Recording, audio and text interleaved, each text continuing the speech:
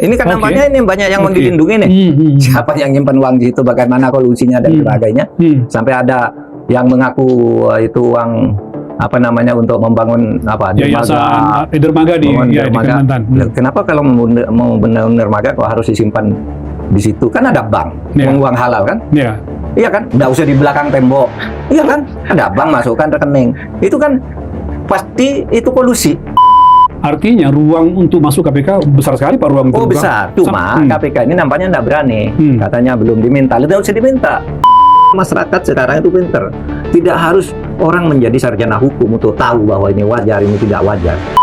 Gitu ya. Jadi betul Pak Mahfud, pernyataan Hotman Paris itu justru menampar presiden ya? Menurut saya ya menampar presiden, tapi ya kalau cuma pejabat setingkat jam itu nggak ada izin presiden gimana?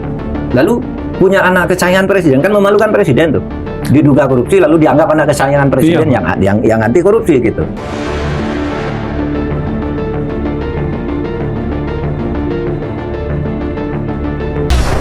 Halo saudara semua, senang bisa menyapa dan bertemu lagi di podcast Terus Terang ini.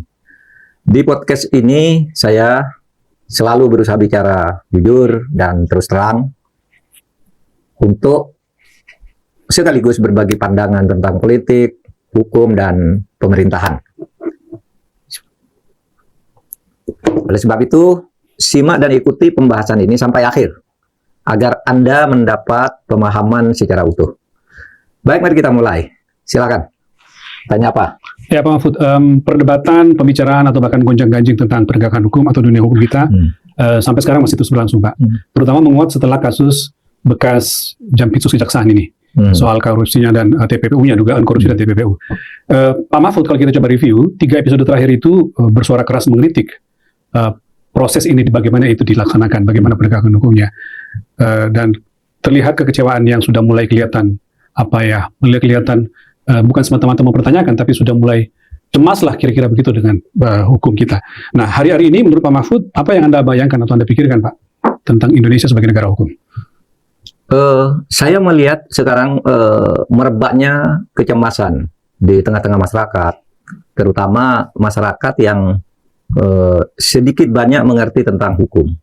Kecemasan itu cemas akan masa depan negara hukum kita karena ditabrak secara langsung dan merusak oleh peristiwa Febri ini. Baik kasusnya itu sendiri yang melibatkan Febri maupun proses-prosesnya yang nampaknya merusak sistem hukum kita.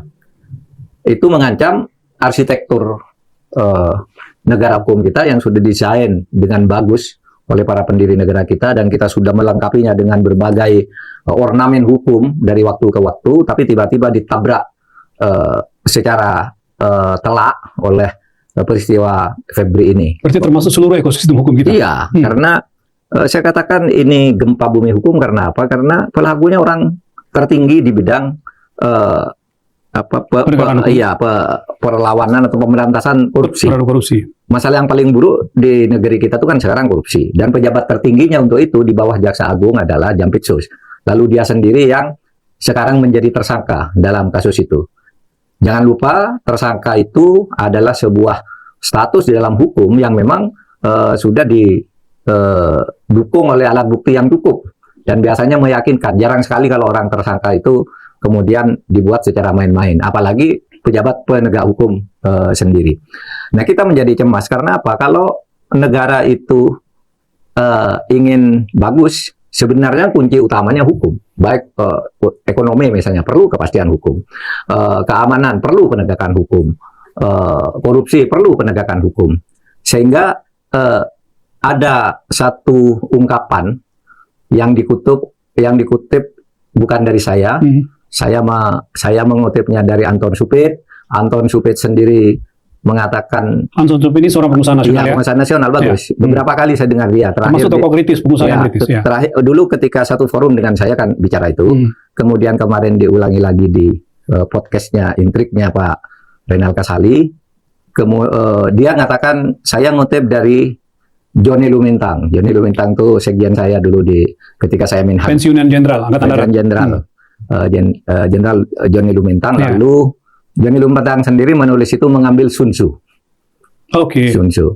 Dia mengatakan ada tiga hal yang mendukung negara itu bisa bertahan, bisa tidak bubar, yaitu pangan, makanan, yang kedua rumah, yang ketiga hukum. Ini kata Sun Tzu. Kalau misalnya Anda hanya punya 2 dari 3 itu, apa yang harus Anda kesampingkan? Rumah saja. Rumah kesampingkan, asal kita bisa makan. Kalau bisa makan, hidup. Lalu ada hukum yang melindungi. Kalau harus tinggal 1, makanan atau hukum, gitu. Seperti kita mungkin milih makanan. Makanan, ya. Tapi kata Sun Tzu tidak. Harus hukum yang ada. Kenapa? Karena kalau hukum tidak ada, semua yang ada tuh bisa dihabisi oleh ketiadaan hukum. Itu bisa musnah karena chaos, karena hukum rimba dan sungguh pun kita makan, kita bisa makan, meskipun bisa makan, bisa habis kita. Tapi kalau kita punya hukum, bisa diadakan oleh hukum untuk mencari makan itu. Nah, kita sekarang yang diserang hukumnya. Ekonomi kita sudah habis-habisan berjuang dan masih banyak masalah. Kemudian sekarang hukum ini dengan peristiwa terakhir ini sangat mencemaskan bagi kelangsungan negara ini. Kebanggaan kita atas negara ini dan kekuatan negara ini itu kan akan sangat ditentukan oleh hukum itu sendiri. Nah, saya melihat seperti yang saya katakan dulu ketika awal menjadi Menko Polhukam, kita harus menghentikan kebiasaan menjadikan hukum itu sebagai industri. Ya. Hukum itu hukum dibuat untuk melakukan sesuatu sesuai dengan keinginan.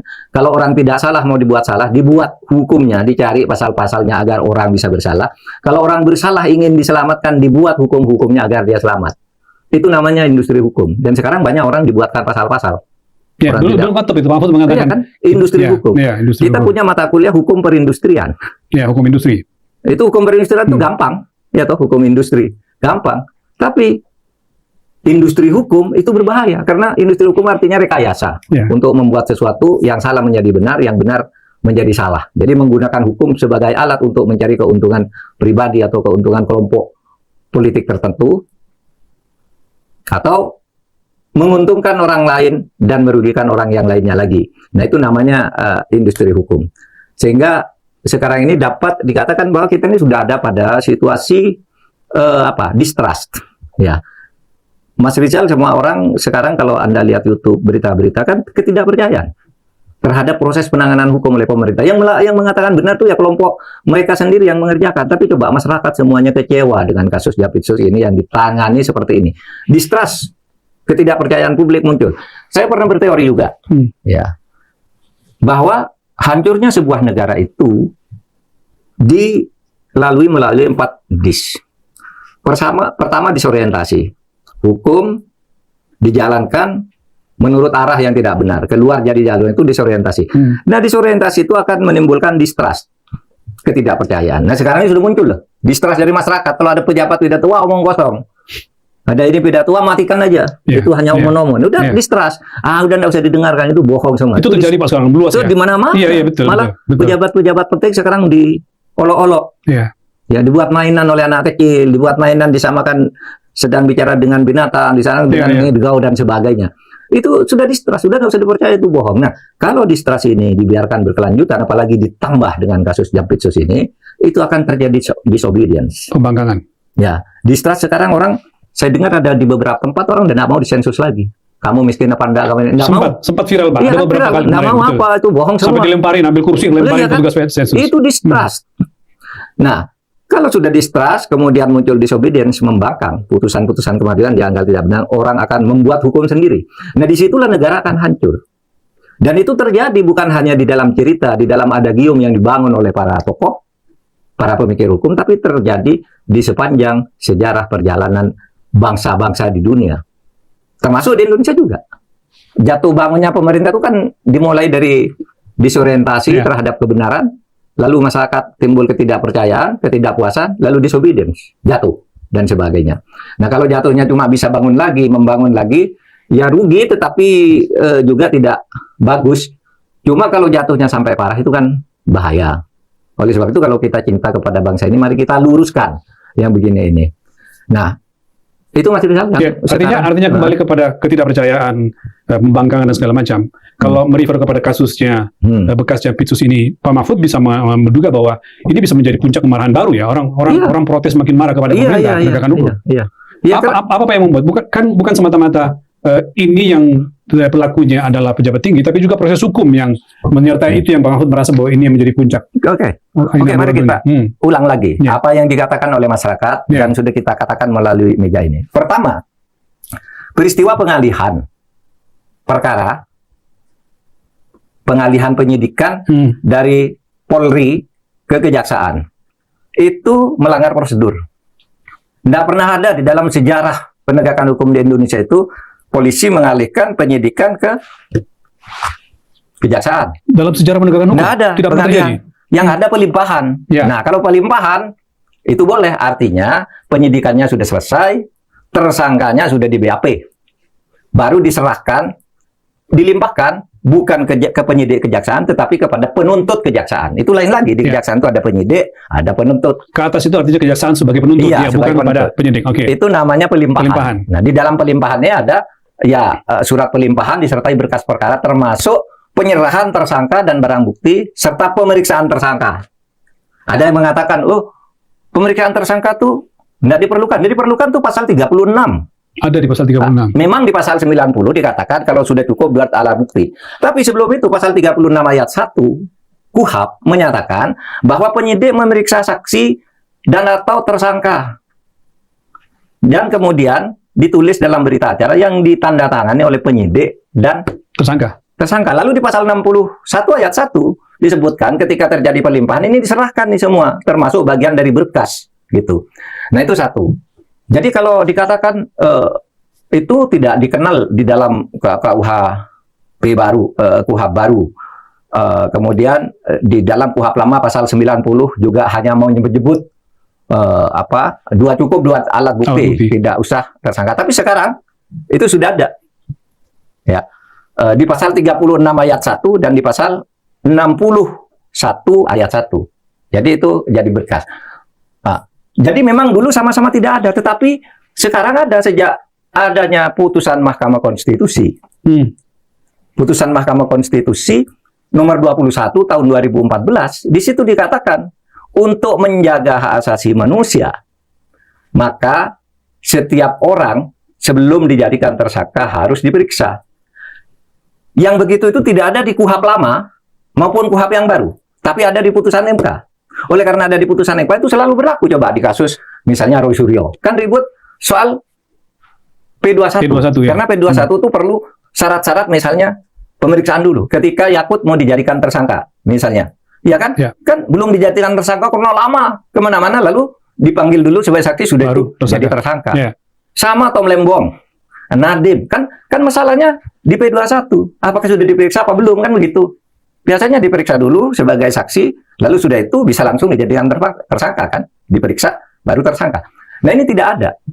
Tetapi lalu diserahkan. Dan itu alasannya sebenarnya vonis MK itu.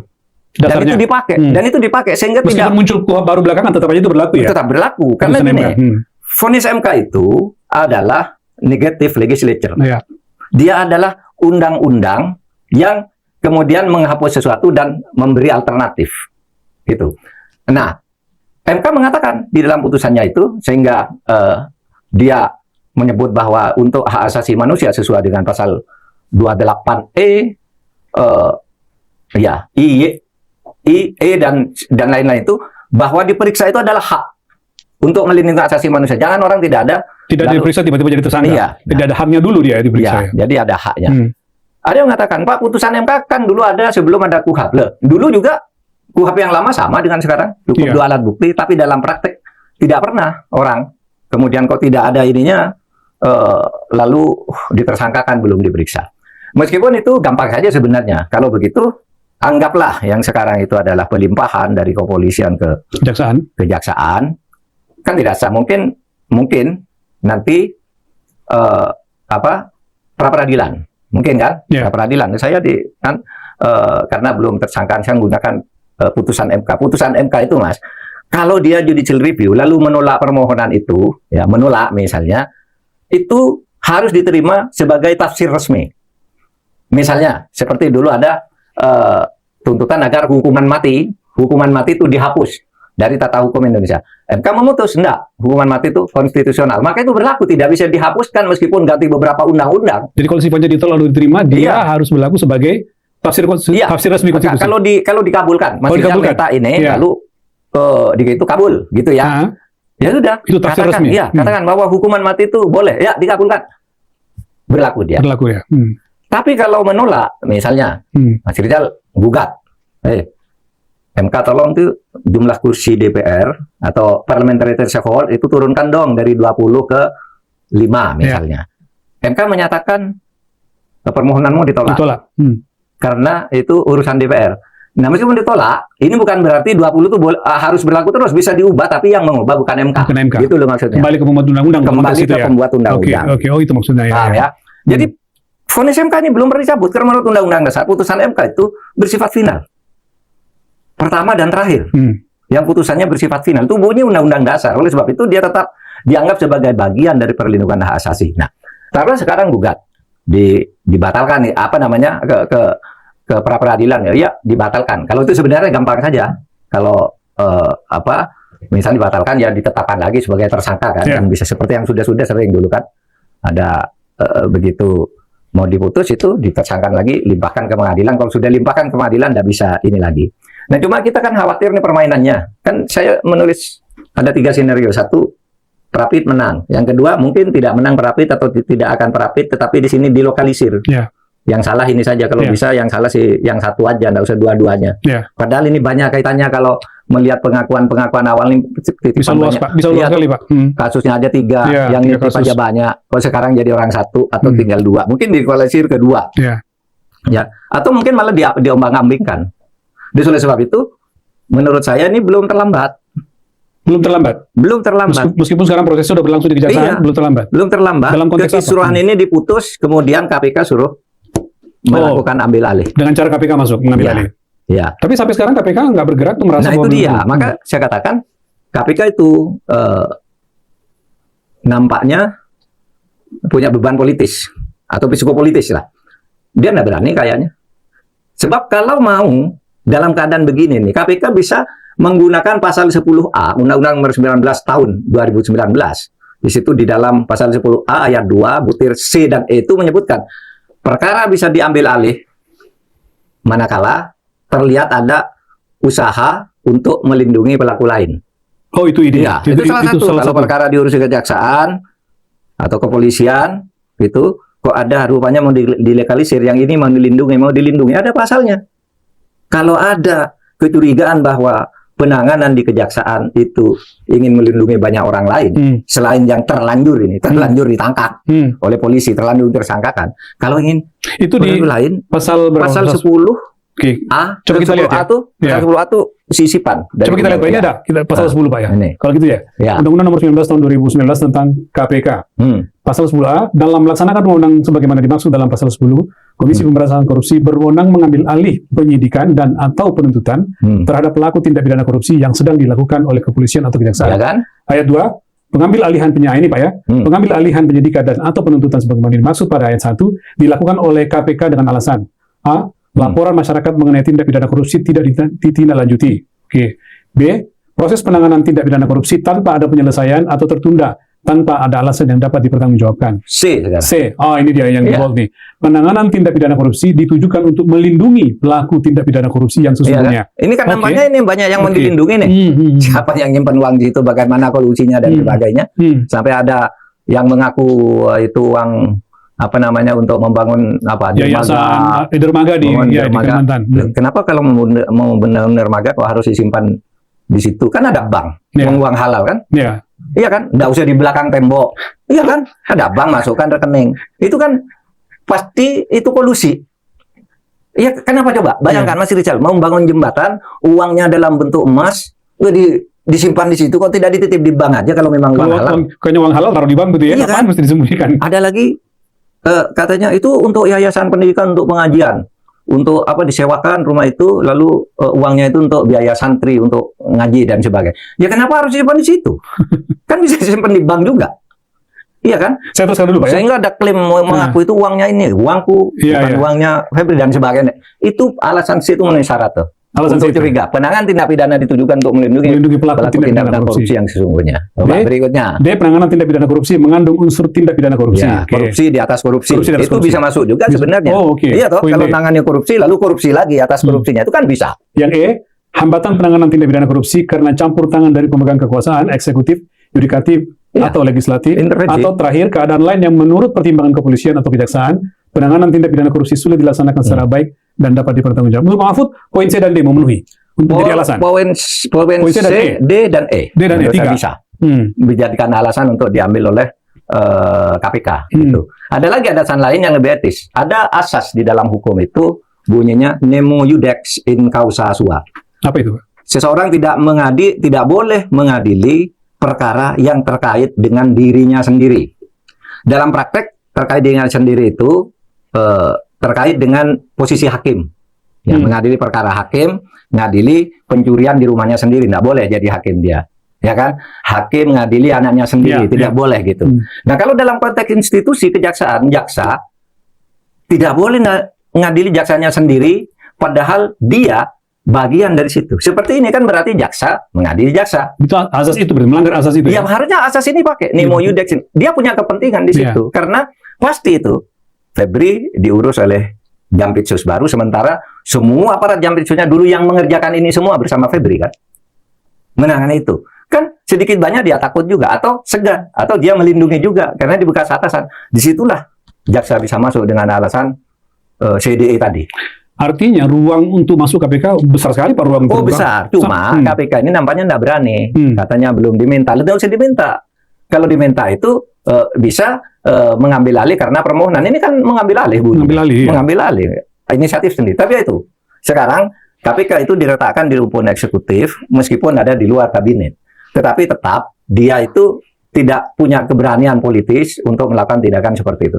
Oleh sebab itu pengambil alihan oleh KPK menurut saya bisa dilakukan atas inisiatif presiden. Kalau situasinya kayak ini dibuka keran nih. Ayo KPK kamu ambil. Gitu. Kalau presiden sudah begitu, Kejaksaan Agung ke polisi nggak berani.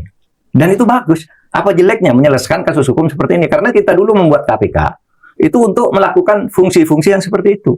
Di samping fungsi-fungsi lain yang banyak itu, fungsi-fungsi yang seperti itu menjadi KPK yang seharusnya melakukan tanpa harus minta izin. Tanpa harus minta izin kepada presiden. Ngambil alih aja. Iya, apalagi ini tadi Pak, ada tiga alasan sebenarnya yang dia bisa segera masuk sekarang. Kan tinggal sekarang tidak usah minta izin, tapi juga tidak usah menunggu, proaktif saja.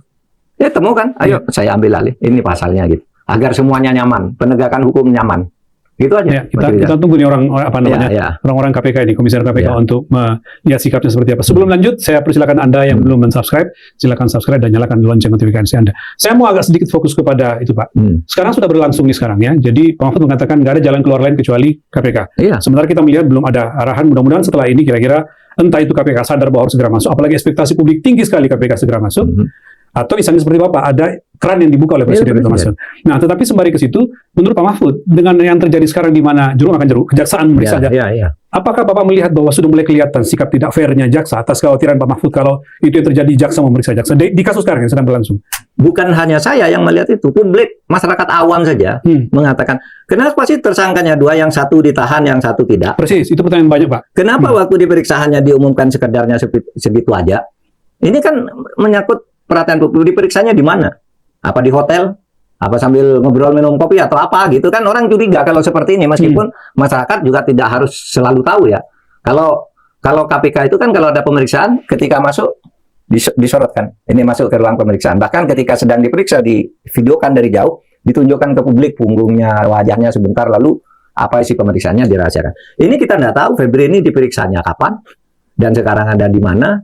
Dan apa sebenarnya isi pengakuannya dan sebagainya itu kan harus diupdate sedikit demi sedikit kan. Kemarin tanggal 17 itu diperiksa, tapi pengacaranya yang muncul, Hotman Paris, dan tidak kelihatan Pak, Febri Adriansyah tidak kelihatan. Harusnya kelihatan gitu, harusnya ditampilkan. Iya dong, harusnya kelihatan gitu bahwa dia diperiksa. Dan kita sudah dengar sudah diperiksa sebagai tersangka, tapi tidak ditahan, yang satunya ditahan, gitu ya.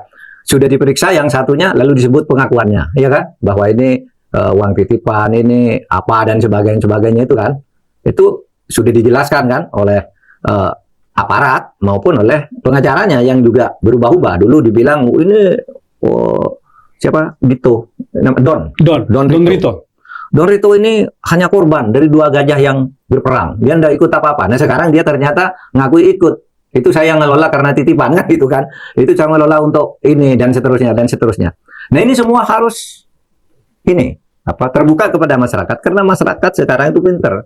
Tidak harus orang menjadi sarjana hukum untuk tahu bahwa ini wajar, ini tidak wajar. Pengetahuan umum saja. Sebab apa yang disebut keadilan itu sebenarnya itu adalah public common sense ditambah dengan dikaitkan dengan pasal-pasal hukum. Aturannya begini, public common sense-nya begini. Kalau misalnya mengatakan ini kalau aturan dia mengaku dia yang punya, itu secara hukum selesai kan? Ya. Tapi public common sense kan tidak percaya. Iya kan? Rasa keadilan publik itu enggak, masa uang begitu? Dia ngaku punya, dia tuh siapa sih punya uang? Kenapa juga disembunyikan? Kenapa tidak dibangkan? Itu kan menjadi pertanyaan yang tidak ketemu.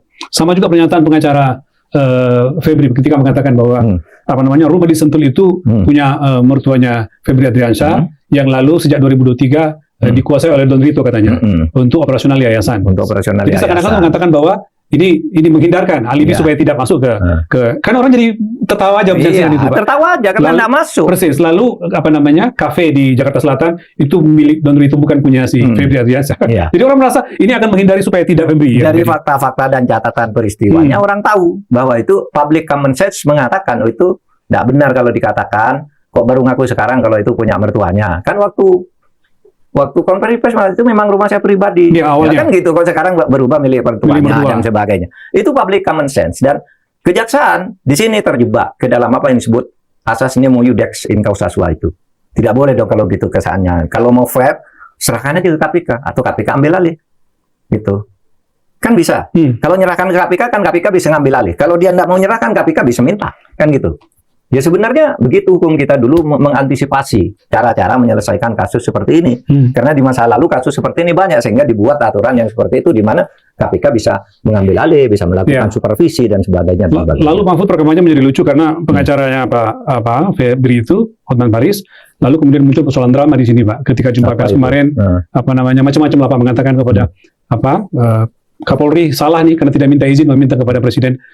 Anak kesayangan kebanggaan Presiden katanya diperiksa tanpa minta izin kepada Pak Mahfud. Ketika mendengarkan ini apa yang membayang Pak Mahfud? Saya udah malas berkomentar. Sejak kapan orang itu diperiksa harus minta izin Presiden? Tidak ada. Yang ada itu pejabat-pejabat negara. Jampitsus itu bukan pejabat negara. Jampitsus itu adalah pejabat pemerintah, pejabat birokrasi. Oleh sebab itu diberi eselon. Kalau pejabat negara seperti DPR, Hakim Agung, Hakim MK, BPK, itu pejabat negara harus izin Presiden. Meskipun pernah saya sendiri waktu itu katanya di MK ada ribut-ribut gitu, saya tidak minta izin Presiden, saya datang ke KPK. Waktu itu Tumpak Hatorangan, Busro, Mukodas, kemudian ada Haryono, saya datang, saya minta diperiksa. Saya bilang, loh Pak, tidak bisa Pak, harus izin Presiden. Loh, saya minta diperiksa, tidak harus izin Presiden, kan saya yang mau diperiksa. Kalau gitu dicatat saja. Saya datang, enggak.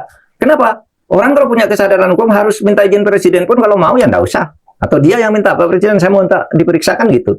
Nah, kalau cuma pejabat setingkat jam itu enggak ada izin Presiden gimana? Lalu punya anak kesayangan Presiden, kan memalukan Presiden tuh. Diduga korupsi lalu dianggap anak kesayangan Presiden yang anti korupsi gitu. Yang begitu tuh orang langsung tahu semua bahwa itu bagian drama-drama yang ya mungkin karena pengacara kan bisa melakukan apa saja untuk membuat kesan gitu ya. Jadi menurut Pak Mahfud pernyataan Hotman Paris itu justru menampar Presiden ya? Menurut saya ya menampar Presiden, tapi ya pengacara bisa melakukan itu untuk membuat sensasi dulu gitu. Dan tidak melanggar hukum juga menurut saya, kecuali Presiden merasa difitnah. Gitu. Ya karena Presiden mengatakan, istana sudah mengatakan jangan bawa-bawa nama Presiden. Iya, menurut Menteri Mensesnek. Tapi kalau Presiden mengatakan ya udahlah gitu ya enggak apa-apa gitu. Tapi itu bagian dari drama yang menurut saya ketika ditanya kalau itu enggak perlu dikembangkan lah, itu drama-drama yang ini. Lalu kemudian orang kemudian menyayangkan, terutama beberapa aktivis yang saya baca, Pak, akademisi, kasus ini karena seperti Mahfud mengatakan bahwa terjadi kesepakatan perdamaian, lalu terjadi barter, sehingga kita taunya MBG, Pak, yang tadinya kejaksaan hampir tiap minggu memberikan update ini tersangka, sekarang udah nggak ada lagi, Pak, hampir tidak ada pemberitaan tentang korupsi, pengusuhan oleh kejaksaan MBG. Sehingga apa yang Pak Mahfud mengatakan ini barter, orang jadi mengatakan benar tuh kata Pak Mahfud bahwa ini barter. Selesaiin di sini berhenti, tapi MBG juga jangan diutak-atik dong. Itu yang terjadi, Pak. Iya.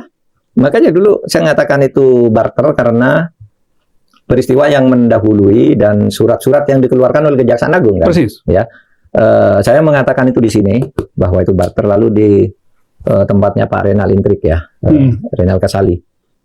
Saya katakan itu barter karena begini, kejaksaan dan kepolisiannya kan saling menersangkakan, gitu kira-kira ya. Iya. Kejaksaan mula-mula menersangkakan pejabat polisi aktif di mana MBG, ada purnawirawan. Lalu kejaksaan pada tanggal 15 Juni mengirim surat edaran agar dapur-dapur MBG di mana polisi mempunyai paling banyak diperiksa semuanya. Itu kan nampar polisi. Iya. Nah, habis itu ganti kejaksaan polisi menersangkakan Febri ini secara luar biasa telah gitu. Lalu terjadilah barter itu. Kalau gitu udah perkaranya serahkan ke situ, lalu kita kejaksaan kemudian pada tanggal 10 Juli mengeluarkan surat pencabutan yang tadinya memerintahkan MBG itu diperiksa, sekarang tidak usah lagi dilakukan. Kan terasa sekali bahwa itu barter. Apapun gitu, industri hukum bisa dibuat, ya. Hukum bisa dibuat-buat, dicarikan pasal. Oh ini gini penjelasannya, pasal sekian, pasal itu gampang. Mau menersangkakan atau tidak, mau memeriksa atau tidak, itu ada pasalnya kok yang bisa dipakai, gitu. Oleh sebab itu, hukum itu juga jangan hanya bertumpu pada pasal. Public common sense. Public common sense itu kesadaran masyarakat. Kalau lu bilang begitu, rakyat tahu bahwa Anda bohong. Rakyat tahu bahwa Anda akan melindungi, itu kan gitu. Kalau masyarakat itu. Nah, itulah yang ya, makanya terjadi sekarang. Jadi apa, skenario barter yang menurut Pak Mahfud itu lama-lama publik menyaksikan itu terjadi sekarang, Pak. Orang menyaksikan sama-sama bahwa dalam kasus Jampitsus itu kesannya ingin melindungi Febri, sementara di MBG kelihatan tidak ada perkembangan apa-apa karena polisi sudah dilindungi. Kira-kira gitu, Pak. Ya. Kesan yang muncul itu begitu. Iya, gitu. Oke, Pak, saya kembalikan kepada Pak Mahfud. Baik, pemirsa. Sekian terus terang edisi minggu ini. Sampai ketemu dan jangan lewatkan pembahasan isu aktual berikutnya. Yang penting dari itu semua, jangan pernah lelah untuk mencintai Indonesia.